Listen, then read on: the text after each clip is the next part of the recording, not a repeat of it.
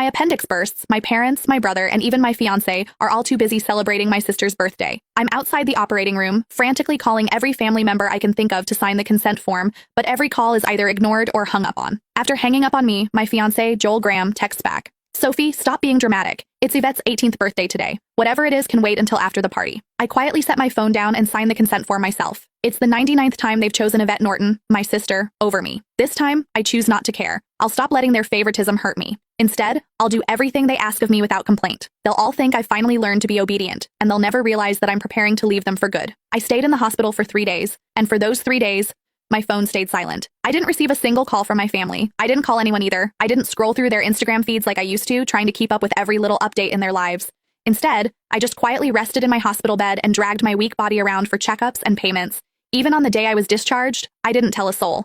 I simply packed my own things, endured the pain in my abdomen, and slowly made my way home. When I pushed the door open, the laughter inside the house abruptly stopped. Everyone was gathered in the living room. My fiancé, Joel, was sitting beside Yvette with his arm casually draped around her shoulders. The moment he saw me, he pulled his hand back and gave me an awkward smile. Soph, you're back? Where have you been these past few days? My brother, Joshua Norton, let out a cold snort. Where else would she have gone to? She just didn't want to show up to Yvette's birthday party. She always has to ruin things for her since she can't stand seeing Vivi happy. I didn't say a word. I just headed straight for my room. Joshua seemed surprised that I didn't argue with him.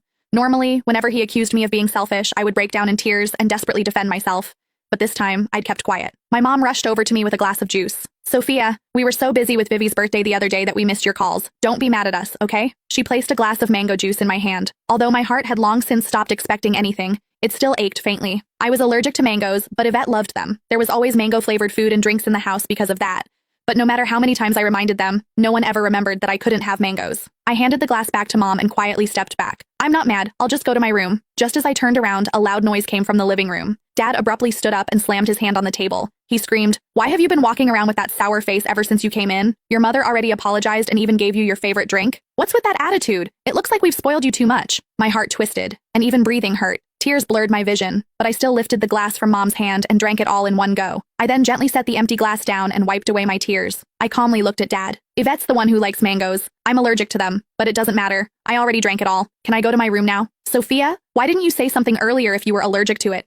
Who told you to drink it? You're so stubborn. Mom panicked and quickly patted my back. Dad looked embarrassed, but he still harshly replied, "You could have just explained yourself. You've always had that unlikable attitude. You're nothing like Vivi. She knows how to communicate." Yvette's voice drifted over from the couch. "Dad, don't say that about Sophia. You'll make her sad." She sounded gentle, but the smugness in her eyes was impossible to hide. Yvette had always used my dullness to highlight her perfection. No matter what it was, she loved comparing herself to me. She would only be satisfied when she got to trample me.